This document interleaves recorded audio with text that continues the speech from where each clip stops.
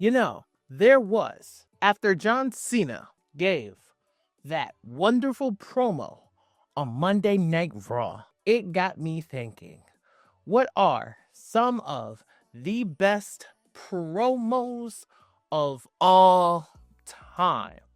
So, what's a boy to do? I have curated 10 of my personal best promos of all time. This list is a very difficult list. There are so many promos you have to leave out, which pissed me off doing it, but something's got to be in. So these are the promos that I chose that affected me personally, and I just thought were just masterworks. So without further ado, please like, comment, and subscribe. Let me know your top 10 in the video down below. Without further ado, let's get into number 10, Roddy Piper, Chris Jericho, The Wrestler promo. There are so many different Roddy Piper promos you could have done. You could have done the promo where Roddy Piper busted coconut over Jimmy Snuka's head. There are so many other ones you could have also done. This promo hits you in the feels. When Roddy Piper talks about the movie The Wrestler and what it means to wrestlers of his generation, about the honor and the respect of what it means to be a professional wrestler. And Roddy talks about why that movie really stuck with him and why he got emotional watching it, because you've seen the hardships. If you've ever seen The Wrestler, I highly recommend it. It's such a really good movie. I thought this promo was a masterclass. I know it ended in physicality with Chris Jericho kicks Roddy Piper in the stomach or some shit like that. I thought this promo was immaculate, and it's one of the promos that I have always stuck in my head because it is one, it's very emotional, it's very motivational at the same time. Very rarely, there's one that's the GOAT of it that's on this list, but very rarely do you see a lot of promos that really just you start to get a little bit ooh, I'm getting a little teary-eyed in here. And that's what that promo does for me. Roddy Piper's Chris Jericho, The Wrestler promo, really gets me every single time, so I had to include it. Number 9, Cody Rhodes' first promo back in the WWE. When Cody Rhodes returned after WrestleMania 38, after defeating Seth Rollins, Cody Rhodes came out on Monday Night Raw, kicked it off with the microphone, and told us his journey, why he's back in WWE, and what he needs to do. And to me, it's the best promo Cody Rhodes still has ever cut. And trust me, I'm a big fan of his exit interview promo he did at AEW. This promo to me was special because this promo is what changed, you can argue, the Bloodline storyline is the biggest storyline of all time. I'm not debating that. But that promo that Cody cut on Monday Night Raw after WrestleMania 38 changed professional wrestling. And it's one of the reasons why wrestling is as big as it is today.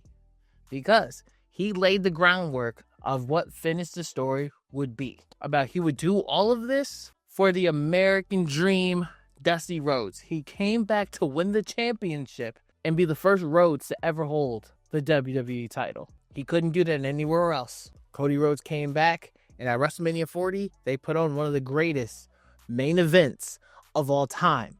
And that was Cody Rhodes versus Roman Reigns, Bloodline Rules. And Cody had finished his story. Incredible.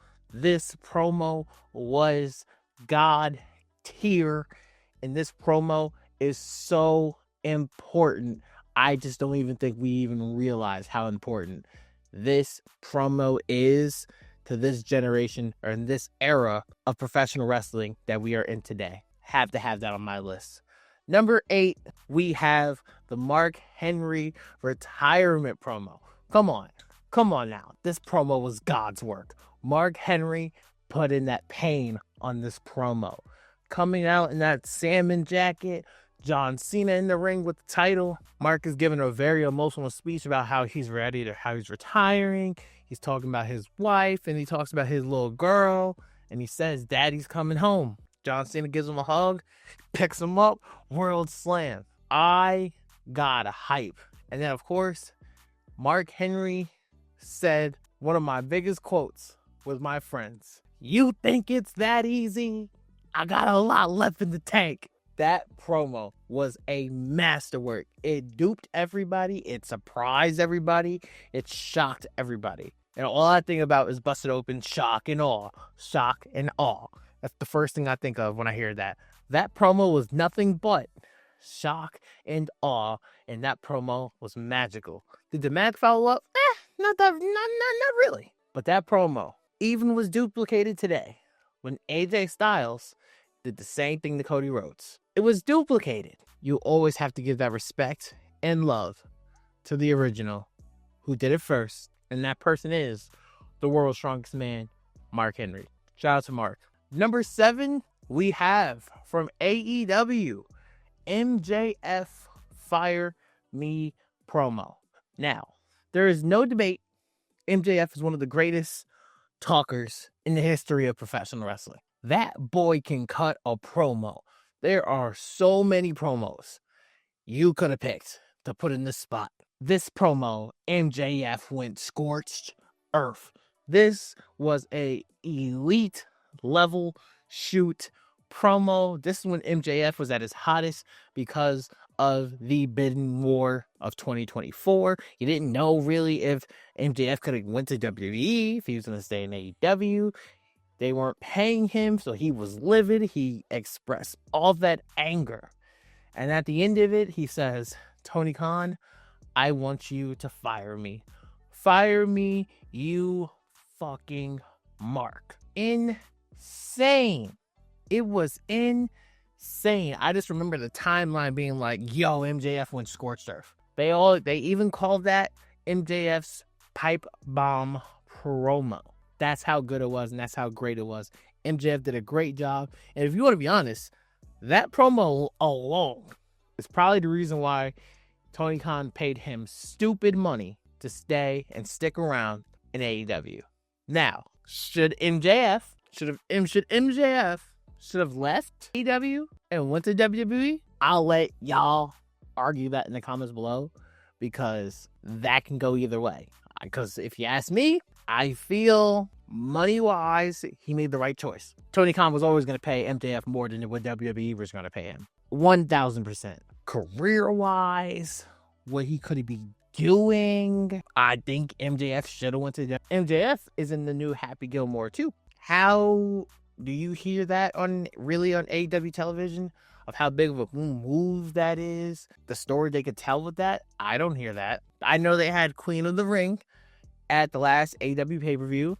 How did that promo run work? It didn't. If I remember, that shit stirred up a frenzy. I feel like when you look at media and entertainment and all of that, like all of that in the WWE, it's just bigger. Because WWE is the most respected professional wrestling company in the media world. It's not even close. So, do I think MJF is a star by himself on his name and merit? 1,000%. But MJF be a bigger star if he left and went to WWE? You're goddamn right. I'm sorry. Those are just the facts. Number 6, John Cena. I'm still here because you can't do your job. John Cena destroyed Roman Reigns in this promo segment. Are you kidding me? Are you? What? This promo segment, don't get me wrong, Seth Rollins hitting Roman Reigns with a chair, breaking up the Shield, obviously is the culprit of what turned into the Tribal Chief. No one can tell me this John Cena and Roman Reigns promo segment wasn't also a part of that. John Cena utterly embarrassed Roman Reigns in this promo segment. So when they had a rematch in 2021 at SummerSlam, Roman Reigns was ready. Roman Reigns was prepared. And I'm just saying, before John Cena retires, it would be very interesting if we did John Cena as a heel versus the Tribal Chief, Roman Reigns, one more time. I'm just saying, that could be something special. Number 5, Ric Flair Spilt liquor. Ric Flair has so many promos. Literally so many, got like thousands of promos. This promo just happens to be my favorite one. I believe he was going against I think it was Nikolai Koloff. Don't trust me on this. I'm almost positive. He was doing a backstage interview. He had a red shirt on. You'll probably see the thumbnail up there. When he said, I've spent more money on spilt liquor than what you've made. You're dealing with the limousine riding, jet flying, kid stealing, wheeling killing, son of a gun, and I'm having a hard time keeping these alligators down. When Ric Flair laid that promo, that shit had me hype. And you hear the girls in the background going crazy, calling him Slick Rick. Ric Flair is just a legend, and you can tell he paved the way for so many wrestlers. His swag, his style, and his aura are just different, or was just different in the 80s, bro. Are you kidding me? Ric Flair will forever be one of the greatest of all time. 1000%. He's one of those names you can't mention professional wrestling without mentioning the Nature Boy, Ric Flair. I love that promo, and that's why it's my number 5. Number 4, Austin 316 said, I just whipped your ass. This Stone Cold Steve Austin promo is probably one of the shortest promos on here, and he absolutely cooked. Okay, let me tell you something about this promo. If Stone Cold never says, Austin 316, I just whooped your ass, we're probably watching Monday Night Nitro right now in Thunder. This promo, what Stone Cold turned into, changed the business forever. Stone Cold said himself, after this promo is when they made the Austin 316 shirt. It is the greatest wrestling t-shirt ever. Could be rivaled with the NWO, but I'm just saying. This promo changed the business. This promo was something. This promo was just as iconic as the Montreal Screwjob, etc., etc. This is what turned Stone Cold into who Stone Cold became to be, which is, in my opinion, Stone Cold is on the Mount Rushmore of professional wrestling. And this is where it started, with this one promo. Talk about your Psalms, talk about your John 3:16s. Well, Austin 3:16 said, I just whipped your ass. One hell of a promo. Number 3, Dusty Rhodes, Hard Times. Do I really need to talk about this? This promo 1000% was damn sure going to be in my top 5. This promo was absolutely elite. This is the start. Like, Dusty Rhodes, bro, it drives me crazy the fact that Dusty Rhodes gave a promo like this against Ric Flair. And you tell me Dusty Rhodes never won the WWE title? It just drives me insane. Like, I know when he came to WWE, he was wearing the polka dots. He did a whole ordeal. How? Like, to me, it's crazy that Dusty Rhodes never won the title. It's the same thing with Roddy Piper. How the fuck did Roddy Piper never win the WWF title? To this day, it doesn't make sense to me. Roddy Piper never won the title? That's insane. Like, it's just, like, these things are just so, mind-blowing to me. This promo is GOAT-worthy, Hall of Fame-worthy level promos. This is promos that people probably in the wrestling business study. That's how special this promo is. And, hey, to have Dusty and Cody in my top 10 promos ever, that tells you something about the Rhodes Boys, and how they know how to connect with people. No matter what, skin color, age, no matter what. I was not even nowhere near a thought when this promo came out. And it's still on my list. But it's not number 1. Number 2, CM Punk, the Pipe Bomb. Now, I know a lot of people probably thought this was going to be number 1. No, this is my number 2. This promo still is the standard in professional wrestling. This promo changed the game. This promo brought a lot of people back into wrestling. Because when you look at that 2009, 2010, in there, 2011, reviews kind of like this. It was alright. Wasn't the best, but it was alright. There was a lot of people who kind of fell off at this time. I know a lot of people, when CM Punk cut this promo, it changed the game. everybody circled back and did like, what the what? And it's crazy because this promo happened on June 27th of 2011. That was 14 years ago. Next year will be the 15th anniversary of the CM Punk pipe bomb. And the fact that it'll be 15 years from then, and you see CM Punk is still came back, left for 10 years, came back, and is currently in the WWE. What a story, man. What a story and what a ride professional wrestling can take you on.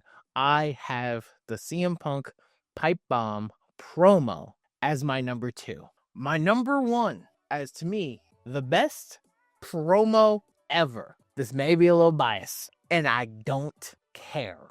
To me, the best promo ever is Paul Heyman shooting on Vince McMahon in Albany, New York. Yes, that's my hometown. I stand on business, 518 forever. This promo was immaculate. This promo gets better and better as the years go on, especially with everything Vince McMahon got going on right now. This promo was absolute destruction. Okay. Paul Heyman tore Vince McMahon to shreds in this promo.